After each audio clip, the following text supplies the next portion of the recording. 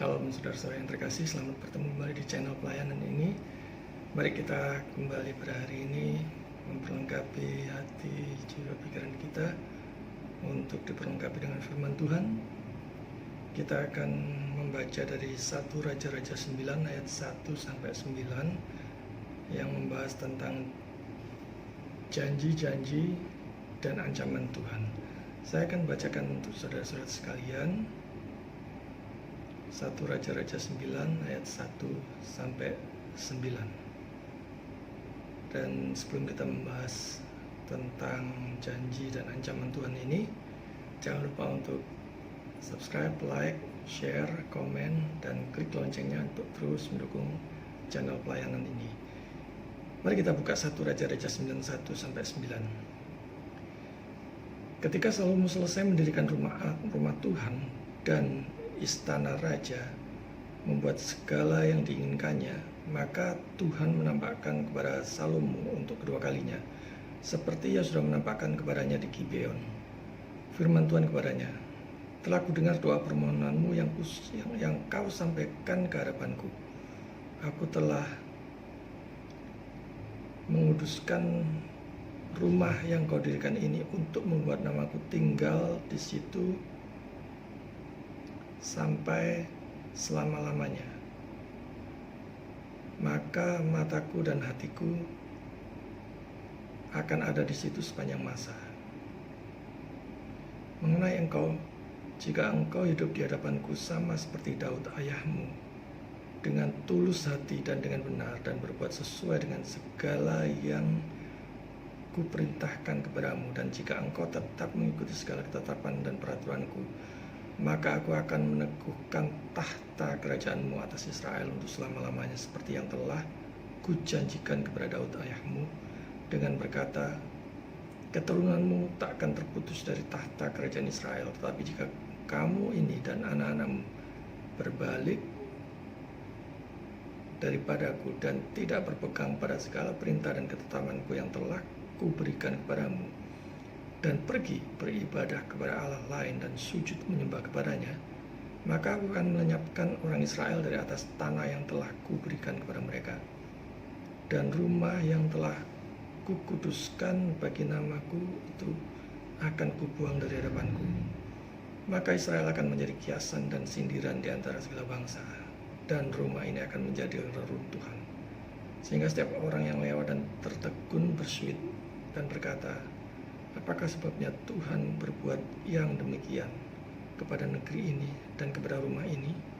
Maka orang akan berkata, sebab mereka meninggalkan Tuhan Allah mereka, yang membawa nenek moyang mereka keluar dari tanah Mesir, dan sebab mereka berpegang pada Allah lain dan sujud menyembah kepadanya dan beribadah kepadanya.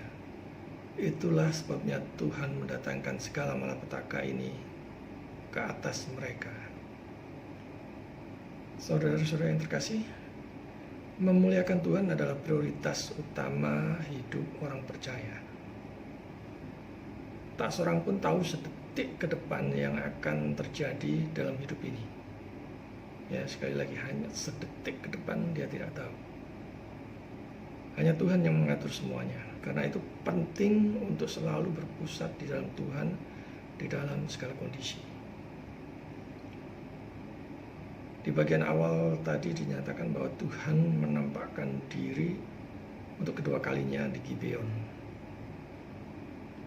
Keberhasilan sebuah karya, khususnya karya besar, seringkali merupakan awal dari sebuah reaksi yang hebat.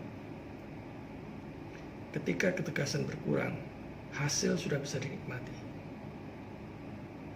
Jadi ketika ketegangan itu berkurang, hasilnya sudah bisa dinikmati. Pekerja-pekerja sudah mulai bisa rileks. Godaan untuk memanjakan diri sendiri sangat kuat.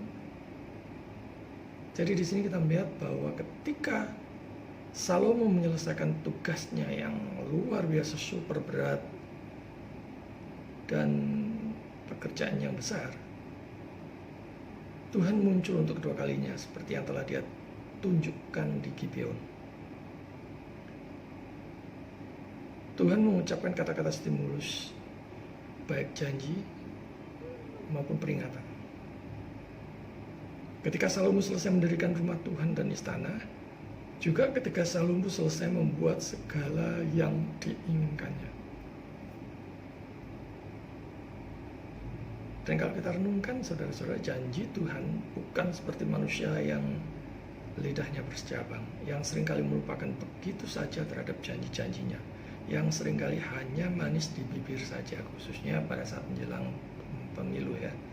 Pemilu, pilkada, pemilihan presiden, pemilihan gubernur, pemilihan wali kota, bupati, dan sebagainya. Mereka biasanya hanya manis di bibir saja, termasuk para wakil rakyat. Tidak semua memang, tetapi mayoritas mereka melupakan janji-janji yang sudah diberikan kepada rakyat, khususnya terhadap pemilihnya. Tetapi Allah tidak demikian, saudara. Allah itu setia dan menepati janjinya. Kesannya Tuhan tidak mau mengganggu atau tidak mau ngerecoki Salomo.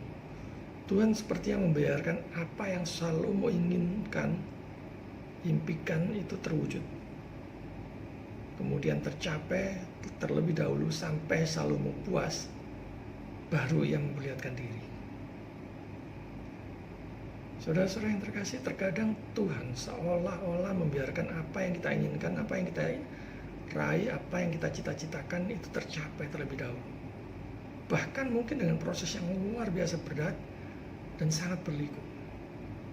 Dan ini adalah bagian dari cara Tuhan memproses kita. Memproses anak-anaknya, memproses orang-orang pilihannya untuk membentuk suatu karakter yang Tuhan inginkan. Dan terkadang membiarkan segala kegagalan demi kegagalan itu terjadi. Bahkan mungkin terkadang ada yang sampai mengalami habis, ludes, hancur, lebur. Dan semuanya itu boleh terjadi pada anak-anak Tuhan untuk membuat mereka makin dekat dengan Dia dan kemudian makin memuliakan Tuhan pada saat mereka diputar balikan, pada saat mereka dipulihkan, pada saat mereka diangkat. Bahkan tak jarang kita dengar jeritan bahwa Tuhan mengambil paksa, seolah-olah mengambil paksa apa yang telah lama seseorang pegang sebagai suatu pencapaian ataupun kebanggaan pribadi. Dan mungkin orang lupa bahwa seolah-olah Tuhan hanya membenci berhala, dan berhala dikonotasikan hanya segala sesuatu yang disembah selain kepada Tuhan. Misalkan menyembah kepada patung, menyembah kepada hal-hal yang lain yang tidak kelihatan. Tetapi orang lupa bahwa segala sesuatu yang membuat seseorang makin jauh kepada Tuhan itu sebenarnya adalah berhala, apapun itu. Dalam hal ini termasuk juga pelayanan. Jika seseorang melakukan pelayanan kemana-mana, sampai akhirnya bukan dia mengalami pribadi dengan Tuhan, sampai dia bukan makin lebih dekat dengan Tuhan, tapi justru makin menjauh, makin menikmati kepopularitasannya, makin menikmati ketenarannya, sebenarnya pelayanannya itu adalah berhala juga.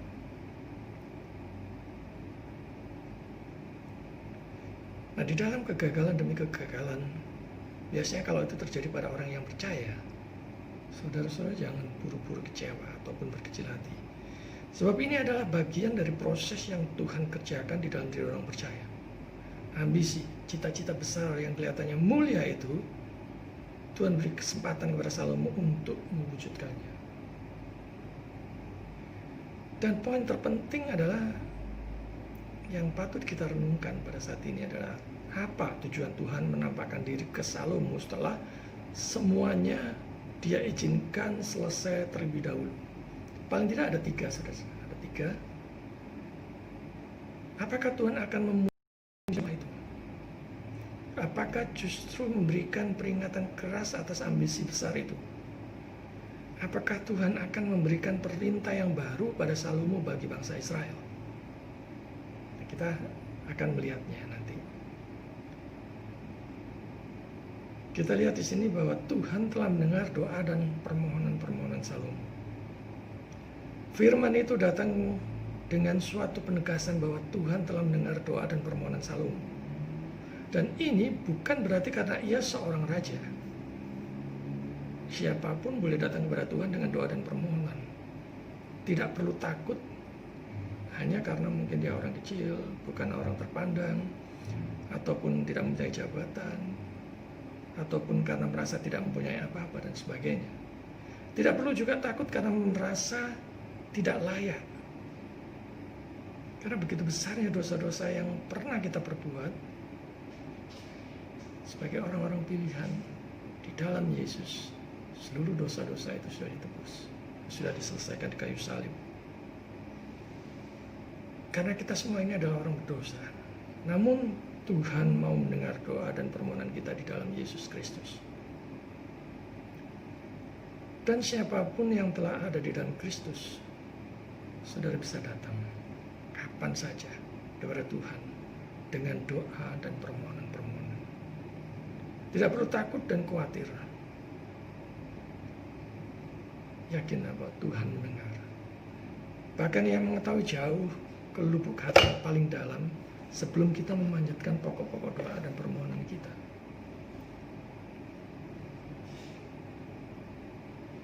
Kita melihat di sini tentang suatu tempat ibadah dan istana. Salomo terkesan ingin menyandingkannya. Padahal Allah tidak berkenan untuk dibandingkan dengan siapapun dan apapun juga. Tetapi Salomo mempunyai planning. Istana, kemudian tempat ibadah. Jangan sampai kita terbersit keinginan untuk dompleng ataupun mejeng dengan kemuliaannya. Apapun yang kita kerjakan, apapun yang kita lakukan di dalam pelayanan ataupun membangun rumah tempat untuk ibadah, jangan pernah ingin supaya kita juga dikenang dan bisa bermegah di dalamnya, di dalam pekerjaan itu. Oh, ini aku yang membangun. Oh, ini aku yang merancangnya. Oh, ini aku yang mengerjakannya. Oh, ini ideku. Dan sebagainya, dan sebagainya. Saudara saya yang terkasih, Allah menguduskan rumah yang Salomo dirikan. Di ayat 3b kita melihat, aku telah menguduskan yang kau dirikan ini untuk membuat namaku tinggal di situ selama-lamanya. Maka mataku dan hatiku akan ada di situ sepanjang masa. Nah, apa tujuannya? Tujuannya adalah untuk membuat namanya tinggal di situ sampai selama-lamanya. Dan ini terbukti sampai sekarang. Nama Tuhan disebut di situ, di mana orang-orang dari berbagai macam bangsa datang ke sana melihat tempat tersebut, meski tidak lagi melihat dalam kondisi yang utuh. Dikatakan mata Tuhan dan hatinya ada di situ sepanjang masa. Dan ini terbukti sampai sekarang. Itu sebabnya Alkitab bisa kita percaya sepanjang masa. Dan firman-Nya tergenapi. Poin yang tidak kalah penting adalah bahwa nama Tuhan itu kekal. Kalau ada yang beranggapan bahwa kalau tidak ada Salomo, nama Tuhan pasti sudah habis, sudah berhenti, sudah hilang, sudah ditelan bumi. Saudara-saudara sadari bahwa Tuhan itu pribadi yang maha kuasa. Tanpa Salomo melakukannya dalam nama Tuhan, untuk nama Tuhan itu tetap ada di mana-mana. Dan kita bisa bayangkan, kita bisa renungkan, Dia telah menciptakan segala sesuatu dari tanpa apapun. Apa susahnya kalau semuanya sudah tersedia dan tinggal dibangun saja. Sedangkan Dia menciptakan segala sesuatu ini dari tanpa apa-apa. Dan Dia maha kuasa. Khususnya ini bagi mereka yang beranggapan bahwa kalau tidak ada Salomo yang membangunnya, nama Tuhan tidak akan pernah ada di situ. Tidak akan dikenang di situ. No, saudara-saudara. Tuhan bisa memakai caranya sendiri tanpa siapapun. Sekali lagi, Tuhan bisa memakai caranya sendiri tanpa siapapun. Kalau pada saat ini saudara masih mempunyai anggapan yang demikian, bertobatlah. Kalau tidak ada aku, tidak mungkin pelayanan ini berjalan. Kalau tidak ada aku yang mendonasi, semuanya ini tidak akan berjalan. Bertobatlah. Tidak peduli saudara seberapa terkenal dan populernya di negeri ini, bahkan di seantero bumi ini, Tuhan bisa memakai caranya sendiri tanpa siapapun. Karena itu jangan pernah ada yang mencuri nama kemuliaan Tuhan. Peringatan keras kepada Salomo. Ini peringatan Tuhan kepada Salomo. Salomo diingatkan dengan keras agar tidak bermegah dengan apa yang sudah dia lakukan, apa yang sudah dia bangun bagi Tuhan, dan bangga di dalam kelimpahan, kemegahan, kemewahan, dan kejayaan, dengan salut pada kesalehan pribadinya. Saudara-saudara yang terkasih, kebanggaan terhadap apa yang dicapai di dalam kesalehan itu berbahaya, sangat berbahaya sekali. Jangan melekat dengan semua yang sudah kelihatan baik dan apa yang sudah saudara capai di dalam pelayan, dan sepertinya semuanya itu diberkati. Tetapi melekatlah dan bersandarlah pada Tuhan. Bukan karena membangun kemewahan yang Salomo lakukan, tetapi kesalehan. Dan standar hidup bukan kesuksesan ataupun kemewahan, tetapi setia dan tulus kepada Tuhan sampai akhir. Ayat 4-9 di situ firman Tuhan menyatakan adalah peringatan keras terhadap Salomo untuk hidup dengan tulus dan dengan benar, untuk berbuat sesuai dengan segala perintah Tuhan, untuk mengikuti segala ketetapan dan peraturan Tuhan.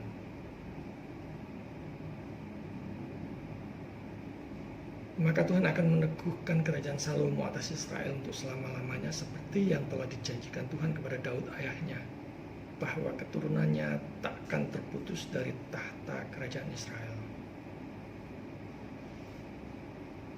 Syarat yang diberikan terkesan berat. Mengapa? Karena Salomo adalah seorang raja. Seorang raja adalah panutan seluruh rakyatnya. Perhatikan dan renungkan saudara. Kalau rajanya bejat, kalau rajanya rusak, maka rakyatnya juga akan demikian. Kalau rajanya korup, demikian juga menurun kepada orang-orang terdekat dan rakyatnya. Tapi kalau rajanya hidup dengan tulus, dengan benar, berbuat sesuai dengan segala perintah Tuhan, serta mengikuti segala ketetapan dan peraturan Tuhan, maka rakyat pun akan mencontohnya dan mengikutinya, serta raja pun akan melakukan.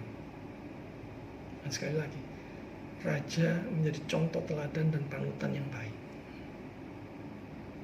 Nah, apakah kita sudah menjadi contoh teladan dan panutan yang baik terhadap orang lain, terhadap orang yang kita layani, terhadap jemaat kita, dan sebagainya. Nah, demikian juga kita yang sudah di dalam Yesus. Saudara bisa menjadi contoh dan teladan yang baik tanpa menunggu menjadi atasan ataupun orang yang tertinggi baru kemudian berbuat demikian. Misalnya di tempat kerja semua sudah terbiasa dengan korupsi. Jangan lakukan itu. Mungkin sebagai dokter berani untuk menolak aborsi karena menghargai hidup dan kehidupan yang sudah Tuhan beri. Mungkin juga berusaha untuk tetap disiplin tepat waktu, tidak lagi jam karet, dan sebagainya. Itu adalah bentuk contoh-contoh kecil yang teladan, bisa dipercaya, bertanggung jawab, dan sebagainya. Peringatan kalau tidak berbalik pada Tuhan dan kalau tidak berpegang pada segala perintah dan ketetapannya yang telah diberikan, dan kalau pergi beribadah menyembah kepada Allah lain, ayat 6-7. Ini peringatan yang luar biasa keras. Maka kalau demikian, Tuhan akan melenyapkan orang Israel dari atas tanah yang telah Tuhan berikan kepada mereka. Rumah yang telah Tuhan kuduskan bagi namanya itu akan dibuang dari hadapannya. Akan dibuang dari hadapannya. Israel akan menjadi kiasan dan sindiran di antara bangsa-bangsa. Dan rumah ini akan menjadi reruntuhan, sehingga setiap orang yang lewat akan tertegun, akan bersuit dan berkata, apakah sebabnya Tuhan berbuat demikian kepada negeri ini dan kepada rumah ini? Maka orang itu berkata, sebab mereka meninggalkan Tuhan, Allah mereka, yang membawa mereka keluar dari tanah Mesir, dan sebab mereka berpegang pada Allah yang lain dan sujud menyembah kepadanya dan beribadah kepadanya. Itulah sebabnya Tuhan mendatangkan segala malapetaka ini. Saudara-saudara yang terkasih, jika kita melakukan bagian kita dari perjanjian, Allah tidak akan gagal untuk melaksanakannya. Dan Dia selalu tepat waktu, saudara-saudara. Allah selalu menepati janjinya.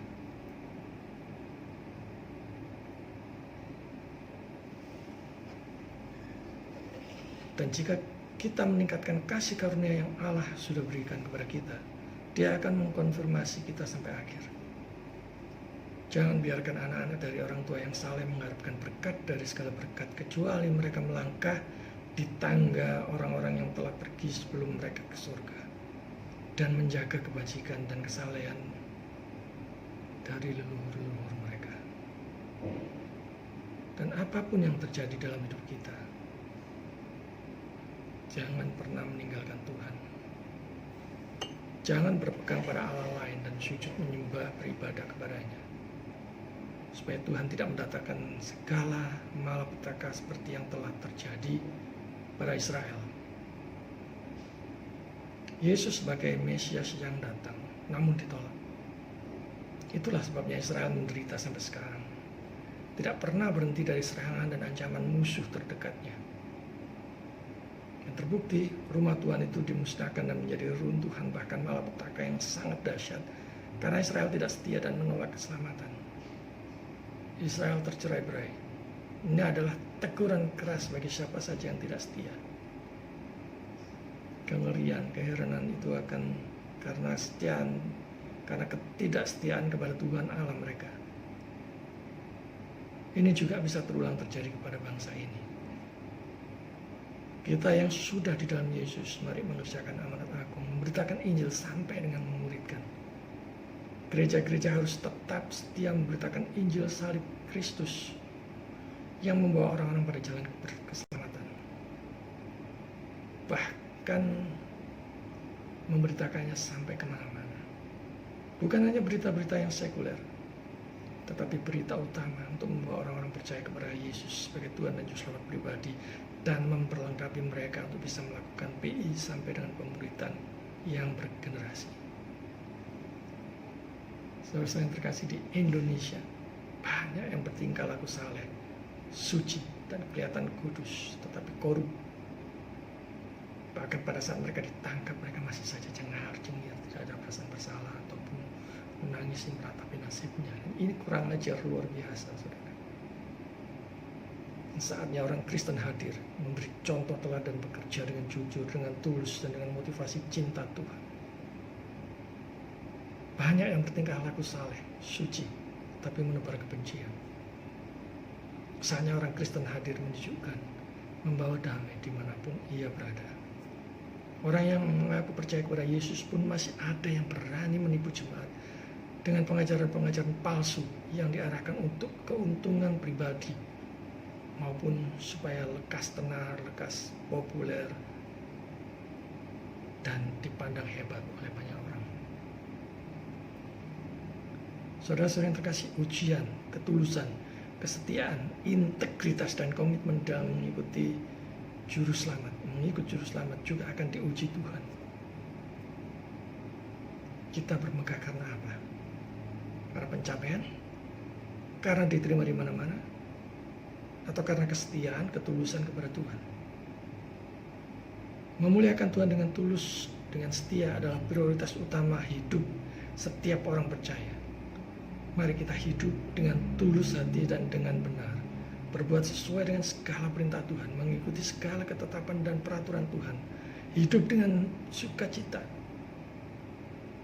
di dalam Kristus dengan pertolongan sepenuhnya dari Roh Kudus, dan selalu ada di dalam Tuhan sampai selama-lamanya.